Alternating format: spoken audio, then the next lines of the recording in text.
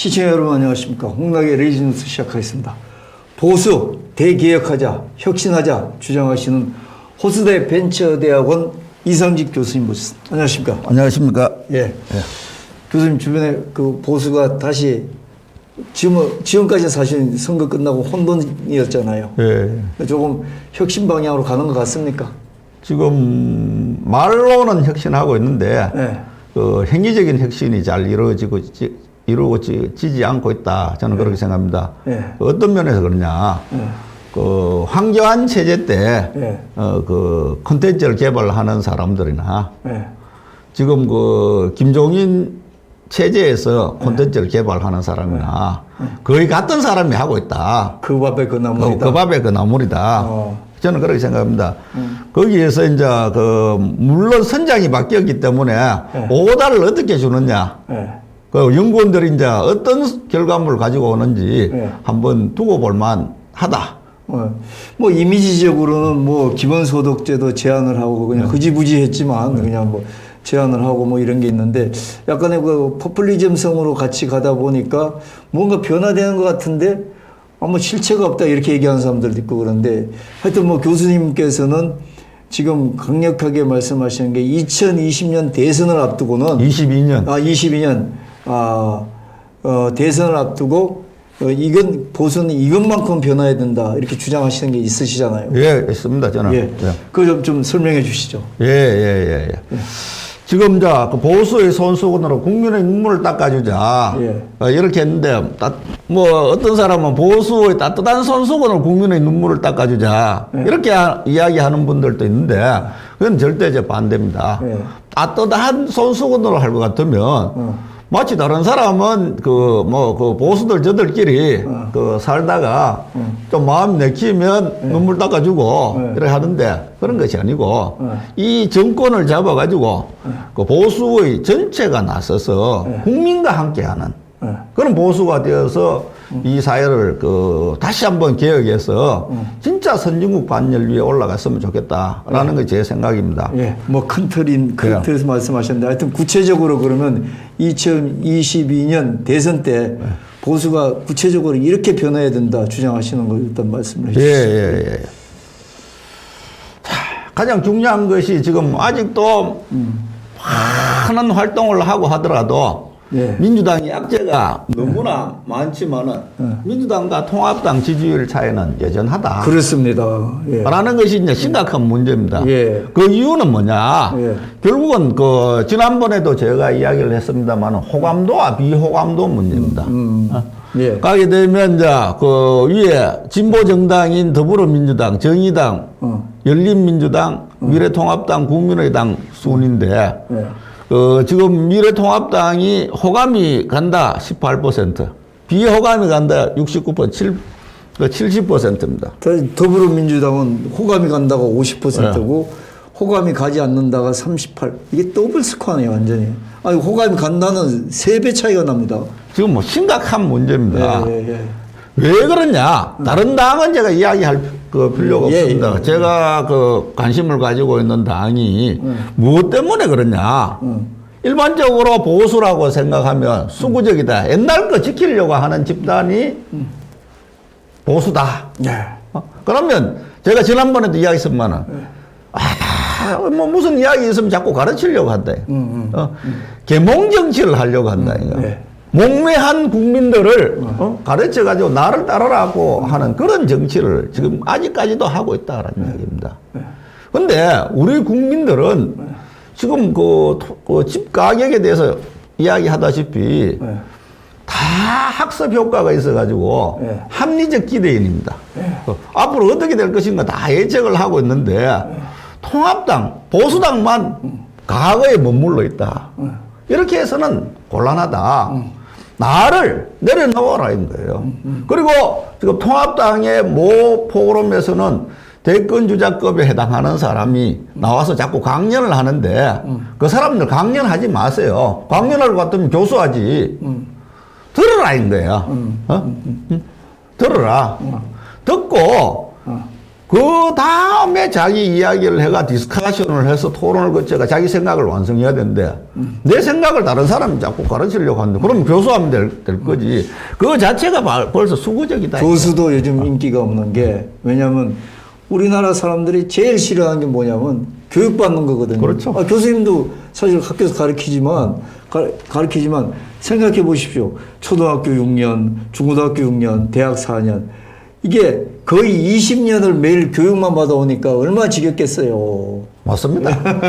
그래서 수구적인 그 자세를, 스탠스를 가지지 말라라는 이야기입니다. 제가 이제 그 뭐 다른 거는 두고 돈만 밝히는 탐욕적이다. 돈 이야기하면 자다가도 벌떡 일어난다. 그래 더불어 함께 사는 생각을 가지면서 돈을 가지면 좋다. 예를 들어 가지고 이번에 미국 같은 경우에 버핏이 3조 5천억을 마이크로소프트 빌 게이츠 재단 내놨다. 그리고 세계 3대 부자에서 8대 부자로 갔다. 우리나라 사람 같으면 어떻게 합니까? 단돈이 아니죠. 100억을 내놓더라도 자기 이름으로 버핏 재단 내놓지 마이크로소프트 빌 게이츠 재단에 돈 내놓겠습니까? 그렇죠. 자, 함께 살아가야 된다라는 얘기입니다. 자, 거기에서 가장 어려운 것이 공동체적 삶 거부다. 같이 사는 게. 예. 같이 사는 게. 제 연구실이 서초동에 있습니다. 서초동에 있는데 서초동 거기 넘어오다 보면 그 빈 주택 단지가 이렇게 있습니다. 거기에 임대주택 단지를 만든다. 라고 하니까 사람들이 어떻게 이야기하느냐. 이거 오면 안 된다. 집값 떨어지니까. 집값 떨어진다. 예전에는 어떻게 살았습니까? 가난한 사람과 부자들이 함께 살아왔습니다. 함께 살아와야지 어려운 사람의 고통을 알고 정책을 펼 거 아닙니까? 부자들끼리 살게 되면 어떻습니까? 부자를 위한 정책, 그것이 스탠다드다라고 생각합니다. 요번에 부동산 정책이 그 정책이라서 좀 매맞는 거 아닙니까? 예. 자, 교수님, 그 뜻은 지금 이 보수가 아직 교수님 생각만큼 개혁에 말만 그렇지 실제 안 되는 게 그런 거다. 정신 못 차리고 있다. 아직 그런 거다. 아직 혁신하려면 멀었다. 그런데 자, 교수님이 생각하는 2022년을 대비해서 그럼 이 개혁 방향으로 가야 되는가? 그걸 좀 말씀해 주시죠. 자, 우리가 비호감 정당이다 하는 건 너무나 잘 알고 있습니다. 앞에서도 봤잖아요. 이제 했고 몇 번 이야기했습니다. 우리나라가 1960년대부터 지금 60년 동안 세계 최빈국이었습니다. 최빈국. 그 1등급 국가에서 6등급 국가로 나눴는데 우리나라가 6등급 국가였습니다. 1인당 소득이 78달러였다. 지금의 이북 같네요. 이북? 그 밑에 아프리카 같죠. 아프리카. 그 맨발로 다니는 겁니다. 보게 되면 6.25 사변 때 그 사진 찍은 거 보게 되면 엄마 저 빨고 있는 사진 이렇게 보셨을 겁니다. 지금 그 바로 아프리카에 그런 사진들이 아직도 난무한데 지금 3만 달러의 시대에 들어왔다. 그렇죠. 세계 60년 동안 올라갔는데 지금 단시대에 그죠? 살고 있으면서 후진국, 중진국, 선진국 간 유일한 나라가 대한민국이다. 맞습니다. 4대 스포츠 제전도 다 하고 월드컵, 그죠? 세계 육상 선수권대, 올림픽 등등등 모두 동계 올림픽에서 다 한 나라가 전 세계에 4-5개 국가밖에 안 되는데 대한민국이 그 한 나라다. 그걸 이제 그 박정희 대통령 시절에 이제 산업화에 대한 우리가 공헌 분명히 인정해야 됩니다. 제가 처음 나왔을 때 박정희를 버려라 라고 이야기하는데 지금 보세요. 앞에 공동체 삶 살고 있는데 우리 보수라는 것은 또 젊은 애들이라는 것은 어떻게 생각합니까? 태어날 때부터 그 아파트, 자가용, 따뜻한 집, 그죠? 겨울에도 따뜻한 물 나오는 집에서 사는데 그 아이들은 뭡니까? 그때 우리가 배고파가지고 어떻게 했다 이야기하면 어떻게 합니까? 고기 먹지, 라면 먹지 라고 하는 아이들에게 박정희 정신을 이야기해서는 안 된다는 그 당시 아이들. 지금 아이들 나요. 지금은 젊은 분들. 그래 이제 우리가 선성장 후분배 정책을 네. 성장을 먼저 하고 모든 힘을 네. 후분배 정책을 하다 보니까 그 중에 태어난 것이 한국의 재벌입니다. 나중에 이제 재벌의 투명성에 대해서 한번 이야기를 하겠습니다만은 대한민국에서 재벌이 지금 존경받는 사람이 있습니까? 없지 않습니까? 네. 네. 그래서 이러한 그 최고의 그 부자와 가난한 사람 사이의 생각이 지금 현재 다르다라는 얘기입니다. 그 부분을 갭을 어떻게 메울 수 있느냐라는 것이 굉장히 중요하고 절대적 빈곤에서 이제 상대적 빈곤의 문제로 넘어가는 그렇죠. 우리 탈출했지 않습니까? 네. 자, 거기에서 어떻게 할 것이냐가 저는 대단히 중요하다고 생각합니다. 그러하기 때문에 이제까지 하던 그 계몽의 정치에서 공감의 정치로 넘어야 된다. 같이 살자. 같이 살자. 좋습니다. 무조건 지금 현재 하는 정부에서 하는 것처럼 소득 주도형 성장 이걸 하자는 것이 아닙니다. 네. 기업 주도형 성장하고 더불어 함께 살 수 있는 방향을 모색하자는 것이지 지금 소득 주도형 성장은 1930년대 대공황 때 케인즈적인 생각입니다. 네, 예. 그거는 일시적으로 사용할 정책인지 항상 정책으로 사용할 것은 아니다. 그 이재명 지사라든지 이런 사람이 지금 그 이야기를 지속적으로 하고 있는데 참 공부 좀 더 해야 되겠다. 부동산 문제도 경제 원론 모르면서 정책을 하니까 생겨난 문제다. 예. 무식한 정부다. 라고 저는 그렇게 생각하고 있습니다. 자, 좀 더 들어가 보겠습니다. 자, 비호감도를 줄이는 정당은 거듭나라. 그런데 IMF 등 세계 금융위기를 지혜롭게 이긴 정부입니다. 네. 보수입니다. 네. 모든 이 정권 때 이제 있었습니다만. 근데 IMF 사태라든지 금융위기라든지 이번에 코로나19 문제가 지나고 나면 세계적 그 흐름에서 보게 되면 빈부격차, 양극화가 더 심화됩니다. 예, 그렇죠.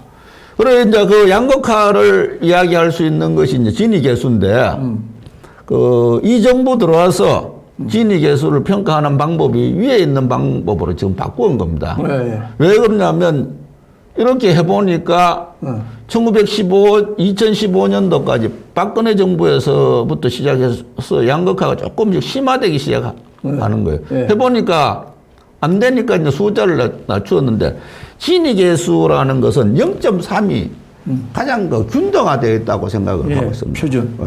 근데 이제 전체적으로 하니까 이 정부 들어와서 이제 하는 방식 했을 때 0.388에서 0.345로 떨어지긴 했지만은 네.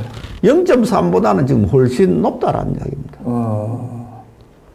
그러므로 인해서 이것을 줄여줄 수 있는 정책을 사용하지 아니하면 안 된다. 그래 상대적 빈곤의 문제를 우리가 좀 심각하게 받아들이자. 라는 이야기입니다. 그런 상황에서 현 정부와 같은 정책을 사용하면 안 되고, 친기업 정책, 반노조 정책을 사용해야 된다라는 것은 이미 합의된 전 세계적으로 합의된 사항들이고 스웨덴에서조차도 요사이 파업하지 않습니다. 선진국에서 어디 파업하는 거 봤습니까? 그리고 노동자들 나와서 시위하는 거 없습니다. 네. 솔리데리티 연대해서 함께 살 수 있는 방안을 연구하고 있다라는 이야기입니다. 예. 좀 더 깊이 들어가 보겠습니다. 궁금합니다. 노동자들 파업이 우리는 아직까지도 이 3만 불이나 된데도 지금 아직까지도 우리 저 개발도상국 예. 파업하듯이 하니까 나라가 이거 발전을 하겠습니까? 예. 자, 좀 더 이제 심각한 문제를 제가 하나 보겠습니다. 자, 국민과 함께 하는 보수가 돼야 된다. 예. 자, 이 표를 보시게 되면 그 OECD 국가별 노인 빈곤율과 이제 OECD 국가들 간의 빈곤율이라는 것이 있습니다. 예. 빈곤율이라는 것은 그 일렬로 세웠을 때 네. 그 중간에서 예. 중간 이하인 사람들의 퍼센트가 얼마나 되느냐라는 이야기들입니다. 예. 지금 노인들은 대체적으로 보수를 지지하고 있지 않습니까? 예. 지지를 하고 있는데 지금 최근에 이제 그 지난번에 그 박근혜 대통령 그 당선될 때 기초 노령연금 만들어서 예. 지금 재미를 톡톡히 봤지 않습니까? 예. 기초노령연금이 왜 만들어졌느냐 라는 이야기입니다. 여기 보게 되면 이 우리나라에서 노인 빈곤율이 OECD 국가 중에서 압도적 1위입니다. 예. 49.6%입니다. 예. 예. 이스라엘이 24.1%고 미국이 20.6%입니다. 그래 이 노인 문제를 해결할 수 있는 방법은 기초노령연금밖에 없었는데 이것이 그러면 절대적으로 빈곤에서 벗어났냐? 그렇지 아니합니다. 그렇죠. 예. 예. 우리나라 국민연금이 만들어진 것이 1980년대 예. 중반입니다. 예. 지금 그 통합당의 뭐 김종인 비대위원장이 예. 그 뭐 보건복지부 장관인가 자기가 하거나 뭐 그걸 하면서 만들었다고 많이 자랑을 하는데 예. 그때 잘못 만들었습니다. 김종인 위원장 사과해야 됩니다. 왜 사과해야 됐냐? 우리나라 사회보험법이라든지 특히 연금보험 도입했을 때 그 세계적으로 처음 그 사회보험이 도입된 것은 비스마르크 때입니다. 예. 독일의 비스마르크 때입니다. 이게 1880년대에 만들었습니다. 그렇죠. 예. 이때는 누구를 대상으로 하느냐? 비스마르크가 노동자와 농민을 보호하기 위해서 만든 건데 우리나라 사회보험법은 수혜자가 누구냐? 가진 자입니다. 가진 자. 예를 들어서 그 공무원, 예. 그 다음에 그 교원, 교직원, 예. 그 다음에 이제 대기업 다니는 사람들, 군인. 군인들 예. 해서 이 사람들을 중심으로 해서 만든 겁니다. 그러니까 1960년대 그 경제개발 5개년 계획 뭐 이렇게 해서 쫙 열심히 일한 예. 그 우리의 윗세대 애들 예. 어떻습니까? 그 사람들은 연금이라고는 없습니다. 퇴직금 뭐 받아 나오고. 예. 그것도 웬만한 데 또 못 받고 그렇죠. 예. 그래서 이 기초노령연금이 따지고 보면 노인들에게는 기본소득에 해당하는 겁니다. 기본소득에 해당. 이것을 지금 현재 기본소득이 막 논의되고 있는데 기본소득을 그냥 단순히 파퓰리즘이다. 이렇게 하게 되면 어떻게 되겠습니까? 야, 좋은 거는 저들 다 하고 저들은 기본소득 안 받아도 되니까 그 이야기하지 말라고 한다. 그러면 나중에 선거판에 가서 또 손가락질 받는 겁니다. 지금 이야기가 시작됐으니까 그 예산의 그 전체 제가 어디에 글을 썼는데 나중에 시간을 나면 한번 이야기하겠습니다만은 지금 우리나라 예산 자체를 다시 한번 검토할 때가 됐다. 우리나라 예산을 세우기 시작해서 올바르게 하기 시작한 것이 이제 박정희 대통령 때니까 지금 몇 년 된, 60년 됐지 않습니까? 네, 예.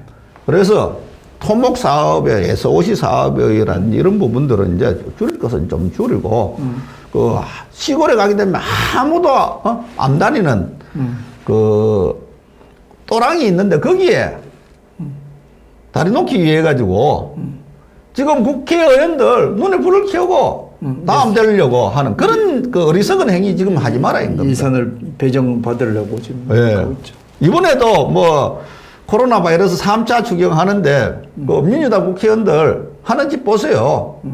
그렇게 해서는 안 된다라는 얘기입니다. 또 하나 생각하는 것이 뭐냐. 이래 노인 빈곤율이 높으니까 OECD과 지금 이번에 7개국인가 뭐 그렇게 됐을 겁니다. 그 중에서 미국이 17.8%로 1등이고 대한민국이 뭐든지 잘못된 것도 1, 2등 안 하면 안 됩니다. 2등이네 17. 17.4%입니다. 예. 지금 이렇게 보게 되면 이제 그 핀란드, 헝가리 그 헝가리, 체코 이런 나라들은 그 원래 사회주의 국가이기 때문에 빈부격차가 상대적으로 좀 적으니까 그걸 그렇죠. 줄여왔는 것이고 자본주의 국가 중에서는 결국은 그 핀란드를 중심으로 한 그 스웨덴을 중심으로 한 그 북구 쪽에 있는 국가들이 빈부격차도 적고 잘 살고 우리나라는 뭐냐 그 복지하면 망한다 라고 이야기했는데 그렇게 생각하시면 안 된다 이거. 강소 국가들 강하면서 작은 나라들 이런 나라들의 장점은 뭐냐 라는 거 생각을 해봐야 됩니다. 했을 때 이런 부분들을 우리가 깊이 생각을 해봐야 된다라는 이야기들입니다. 예. 자, 좀 빨리 가겠습니다. 예. 그 다음에 젊은 층과 함께하는 보수가 돼야 된다. 자, 보세요. 이번에도 무슨 이야기가 나왔습니까? 아이들 네. 영끌 영혼을 끌어서라도 집을 사겠다. 연끌. 영끌. 또 그 다음에 아이들 어떤 문제 나왔습니까? 주식 하는데 예. 그 돈을 끌어들여 가지고 지금 현재 하고 있다. 허구고의 의미에서 이런 부분들 봤을 때 왜 그렇게 하느냐? 20, 30대가 결혼 기피하는 겁니다.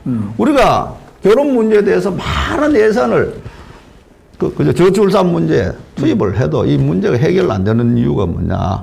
청년 부채를 안고 출발한다. 한번 저는 우리 아이들이 이제 그렇지 아니하기 때문에 저도 잊어버리고 있었는데 이번에 다시 한번 생각을 하면서 대학 등록금 문제, 지금 정부로부터 이제 부채를 안고 등록금을 빌어서 내는 경우가 많다. 예. 대출받아서. 대출받아서. 여기서부터 몇 천만 원 출발점에서 마이너스 출발하는 아이와 플러스에서 출발하는 아이들은 다르다는 거예요.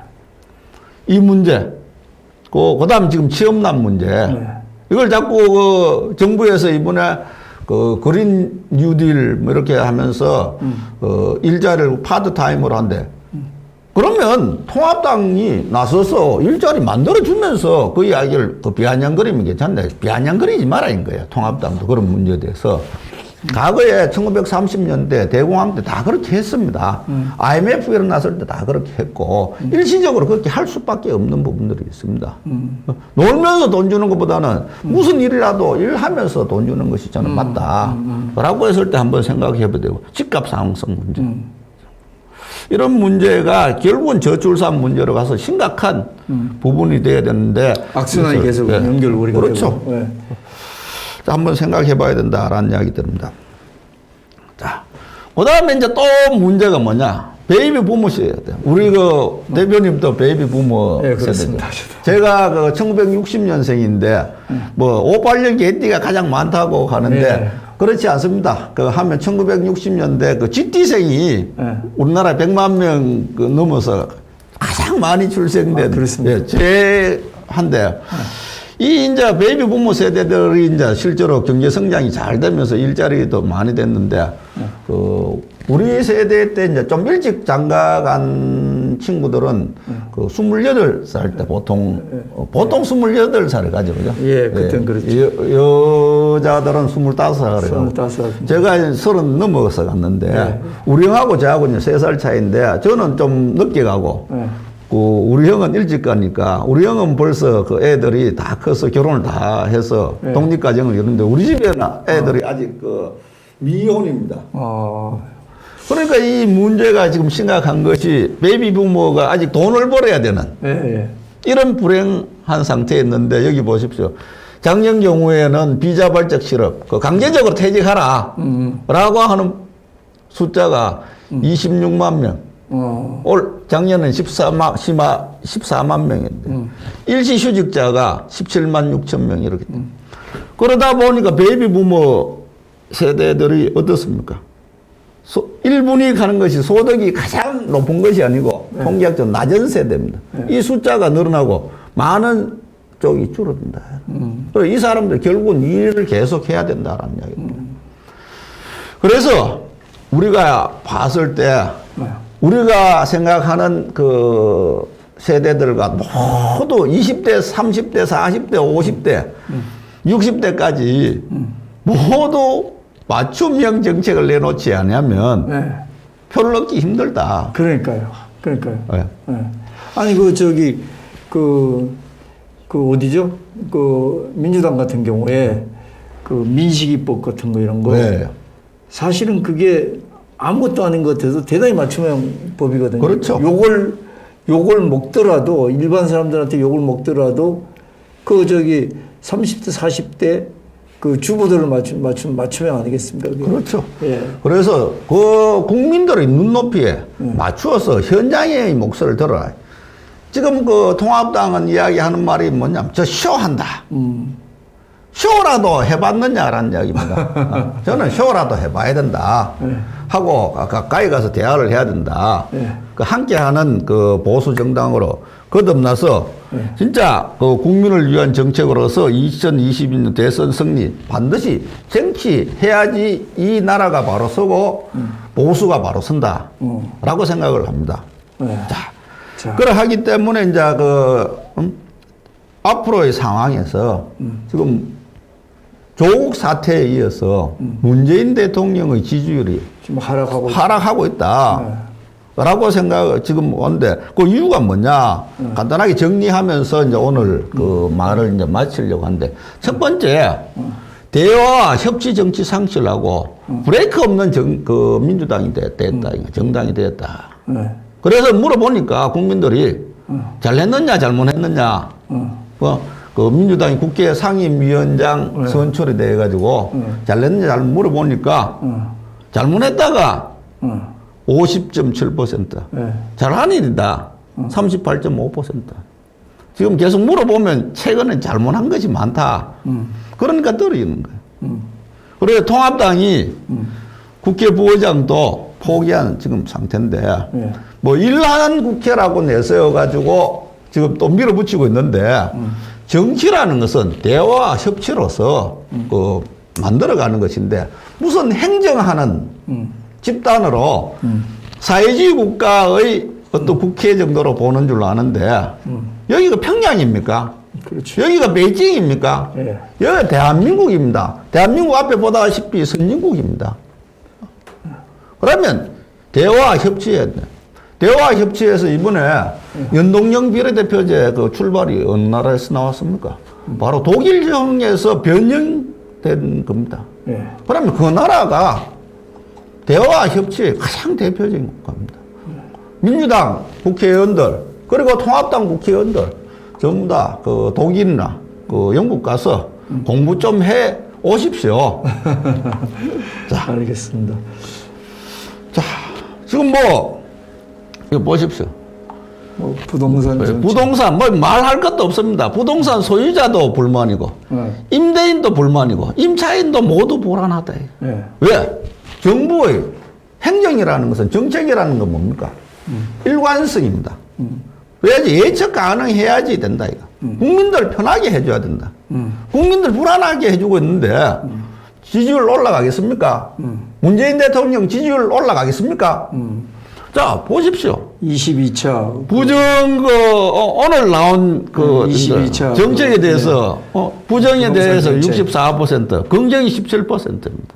그런데도 불구하고 장관은 책임질 생각도 하지 아니하고 사의 표명하지도 아니하고 지금 뭐 경제부총리설이 있고 청와대 비서실장설이 있는데 국민들을 어떻게 보고 이런 말씀을 하시는지 저는 참 그 진보당이지만은 진보당이 기득권화되고 국민들로부터 기받고 있다라는 것은 보수에게 기회가 없는데 이 기회 자체를 잘 받아 먹어야 된다라고 생각합니다.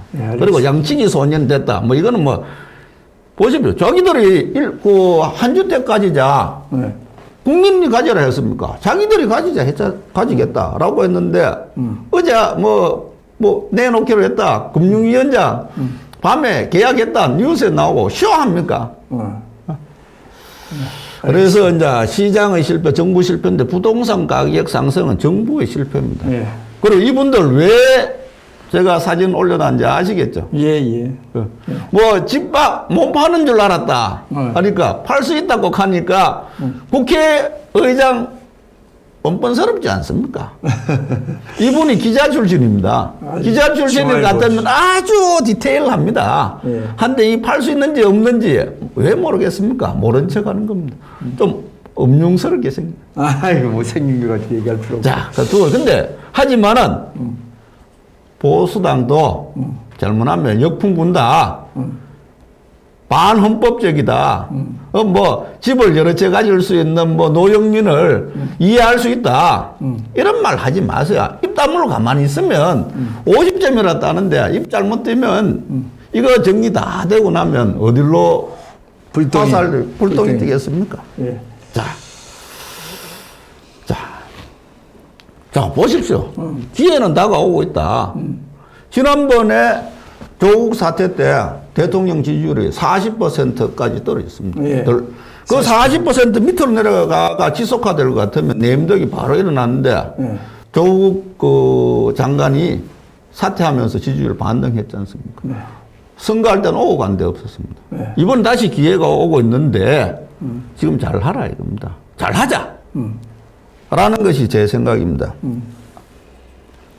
자, 뭐 다른 여러 가지 많습니다. 많습니다. 인천공항 뭐 정규직, 인천공항 문제 다 이야기하니까 정의기억연대 윤미향 옵티미 이거는 앞으로 사모펀드 관련 문제는 이거는 지속화될 겁니다. 예. 이스타 항공 사태가 있는데 과거에 상영그룹의 김석원 의원이 한나라당인가 뭐 그 신한국당 국회의원 할 때 사퇴했습니다. 예, 옛날 같으면 회장이었죠. 사퇴했는데 이 사람 저하고 또 이름이 동명이인입니다. 아, 맞습니다. 저도 그 생각했습니다. 그리고 이제 기종 노조 문제 뭐 이런 그 예. 광역다처장의 미투 사건. 예. 그래 2021년 내년 4월 달이 재보궐선거 대선 전초전 됩니다. 예. 이때까지 신발권 다시 매야 되고 북핵 문제가 항상 잠재되어가 있다. 예. 자 보십시오. 근데 중요한 것은 앞에서도 이야기했지만은 민주당 지지율 하락 때는 무당청이 통합도 정하고 오지 않고 예, 무당청으로 했는데 다시 이제 올라가니까 무당청이 줄고 올라간다. 그거 왜 그러냐? 죽어도 통합당은 찍지 않는다. 왜? 앞에서 이야기했던 비호감도 문제입니다. 이 부분들이 해결되지 아니하고는 또는 해소되지 아니하고는 어렵다라는 겁니다. 자, 마지막 제가 말을 하겠습니다. 예. 자, 2022년 대선 승리 위에 진영, 보수 진영 만을 위한 그 정책을 내지 말고 그리고 약자만을 위한 지금 저 뭐라 합니까? 통합당 뒤에 뭐 하면 사회적 약자한데 사회적 약자라는 말 사용하지 마십시오. 왜? 마치 시혜적이고 온정주의적. 다 먹고 좀 남으니까 너들한테 준다. 같이 살아야 되는데. 같이 살아야 된다. 그래서 제가 하나된 국민이라고 이야기했습니다. 하나된 국민이라는 하려고 하게 되면 그 보수가 전체 국민을 껴안을 수 있다. 진보는 전체 국민을 껴안을 수 없는 겁니다. 그래서 여기에 대한 정책을 생각하고 지금 현재 하나된 국민 정당이 되는 것이 목표여야 되지. 진보 진영, 보수 진영을 중심으로 하고 남는 거 가지고 사회적 약자를 도우겠다. 이래가지고는 안 된다. 안 된다. 자체를 조금 옮기자. 수구적인 생각이, 수구적을 보수라고 생각하면 안 된다는 겁니다. 무슨 얘기가 이해됩니다. 예. 그래서 이제, 마지막으로 보수의 손수건으로 국민의 눈물을 닦아주자. 그래서 지금은 계몽 정치 아닌 꼰대 정치 아닌 그죠? 나를 따라라 이런 정치가 아닌 국민과 함께하고 국민과 같이 눈물 흘리고 어디가 어두운지 어디가 밝은지 우리나라 국민들은 어떻게 생각합니까? 길 가다가도 술 마시고 전봇대 박아가지고 이 전봇대에 전등이 꺼져 있으면 누구 욕을 합니까? 대통령 욕을 하지 않습니까? 그런 것이기 때문에 공감의 정치. 여의도만 계시지 마시고 지금 그 영등포에서 그 당사를 여의도로 옮기신다라고 하는데 거기만 계시지 마시고 종로 사무실에만 계시지 마시고 시골도 가보시고 도시도 가보시고 지방도 가보시고 해서 강남도 가보시고 집값이 진짜 얼마나 올랐는지 도봉구도 가보고 다 가보시고 그 국민의 눈물을 닦아주는 정당이 되었을 때 2022년 대선 이길 수 있다. 저는 그렇게 생각합니다. 그렇게 말하고 오늘 말 마치겠습니다. 아이고, 알겠습니다. 뭐 장시간 뭐 여러 가지 정리를 해주고 구체적으로 해주셨는데 어쨌든 요점은 뭐냐 하면은 보수가 변화해야 되는데 보수가 개혁을 해야 되는데 그게 국민 눈높이를 말로만 눈높이가 아니라 실제 보수 진영의 리더, 우린 국회의원이죠. 국회의원 정치인들이 보수 국민들하고 똑같은 눈높이로 같이 은행을 해야 된다. 그렇죠. 예, 그래서 같이 공감을 해야 된다는 거고 그걸 위해서 어떤 계기가 있어야 되는데 2022년 대선인데 그 대선 때 해야 될 게 교수님 앞에서 얘기한 거 5가지 강조하신 분. 우선 그거부터 하자. 예. 그런 말씀인 것 같습니다. 예. 오늘 말씀 잘 들었습니다. 수고하셨습니다. 감사합니다. 네, 감사합니다. 예.